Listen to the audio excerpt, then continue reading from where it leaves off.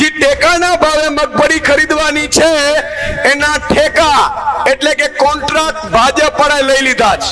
હવે એને શું કર્યું? તમારા રજીસ્ટ્રેશન રદ કરાવશે, ભાજપ વાળા રજીસ્ટ્રેશન કરાવશે, પછી તમને કહેશે કે 900,000 રૂપિયામાં આપી દો. બરોબર પડે છે ખબર? 900,000 રૂપિયામાં સાહેબ તમે મગફળી મને આપશો, એ ભાજપનો એજન્ટ વાળો હશે, એ લઈ જશે, એ જ મગફળી ટેકાના ભાવે 1452 રૂપિયામાં આપશે. બિયારણ આપણું, ખેતી આપણી, નિંદામણ આપણે કરવાનું, રાત્રે સાપ અને દીપડાની વચ્ચે પાણી આપણે વાળવાનું અને કમાશે. આ કમળ ગટ્ટાઓએ કમાવાનું પ્લાન કર્યું છે અને પર્દાફાશ આજે મારે કરવું છે.